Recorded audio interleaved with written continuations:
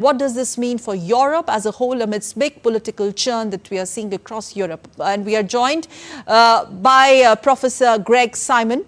He's Professor Greg Simon joining us live from Sweden. He handles Eurasian and Russian studies in Uppsala University in Sweden. Professor Simon, it's such a pleasure having you on our show on DD India. Thank you very much.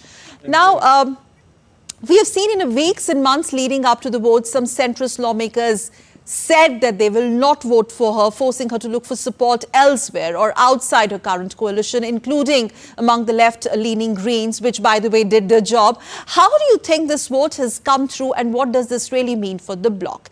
Is this win on expected lines finally? Well, I think for many this is expected because she's a representative of the mainstream political establishment. And if we look, there was some kind of talk about finding an alternative, but like many of these national elections, there is no reasonable alternative, so it's put. But I think this is going to cause a number of problems because under her watch, she's exceeded her authority and overseen some pretty, I would say, controversial things, such as the contract for the COVID vaccine and also the mass migration issue, amongst other things. Having said that, as we do know that the war rages nearly on the Europe's doorsteps, the bloc faces multiple challenges, some of you just spelled out. That also leaves leaders to deal with these issues head on post these elections. Is this going to be difficult or challenging for her to keep the flock together, considering there is no letdown in tensions between Russia and Ukraine? I don't think she will keep it together because it's been going 2 years already, the Ukraine war, and you can see the splits. I mean, if we look at Orban, who is one of the very few politicians who has national interest at heart, went to Kiev, went to Moscow and Beijing to seek some kind of diplomatic level way out of this. She represents, I mean, von der Leyen, if we want to put it plainly, interests of Washington. So, I mean, she's been towing the Washington line. There is no European geostrategic interest here. It's working for someone else. And I think this is what is going to bring it down because you've got deindustrialization, inflation, and all of these other issues which affect the average person. And she's very far removed from the experiences of the average European citizen. Okay, that's an interesting point that you're making, but Orban has been at the receiving end of a lot of flack for his, many would call it a self-styled peace mission, a stopover in Moscow and then in Beijing also. But at the end of the day, this vote is also being seen as a strong case for continuity and stability amidst the current political churn. Your comments on that? Well, Orban never said he represented the EU. He said he represented Hungary. So this was national interest and not this pan-European, or one can even say US interest. And if we look, I mean, this is splitting more because you got Fico from Slovakia as well. So you're getting this increasing split. And I mean, von der Leyen, she is, I don't see how she's going to hold it together. We had that Polish representative of the European Parliament who openly criticised her and gave a lot of harsh critique. So, I mean, there are things boiling under the surface which are going to come out at some stage. Okay, interesting. But there has also been a very intense build-up, Professor Simon, for the way she has offered some policy priority shifts based on her closed-door conversations reportedly with European Parliament members in the last few weeks. Is there more to it that meets the eye? Well, I don't think she has been that successful. She has been predictable. But she got the numbers.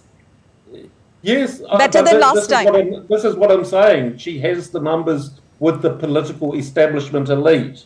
She does not have the numbers at the popular level. And if we look at it bluntly, and more people are saying this on the street, She's not elected by popular vote. Okay. And I mean, this is causing this reaction against the EU itself. I mean, you're getting this kind of reaction. I mean, people are starting to refer to the EU on the popular level in a frustration as the EU SSR, this kind of monstrous bureaucratic machine which is out of touch with the people. Okay. Climate action was front and center of von der Leyen's bid for the first term in 2019, if you remember. But several left-leaning groups also made their support this time around contingent on a very firm commitment to the EU's existing climate targets. Do you think that's going to be the rallying points, rather one of the rallying points? She has to walk the talk on climate. Well, I mean, she has a problem because if you look at Germany, for example, her home country, I mean, they're having these green politics, and that's decimating the economy. And I mean, this is coming at a time we're having increased unemployment, deindustrialization, and things like this. People are starting to get rather fatigued by this climate because, I mean, if we look at liberal democracy now in Europe, it's much more focused on the ideology of liberalism in a rather messianic and kind of way, and ignoring the aspect of democracy. So it's pushing things through. And I mean, you might have some level of consensus at the political elite, but the political elite, of course, at times are going to be at least somewhat beholden during election periods to the popular vote. Okay. Final question.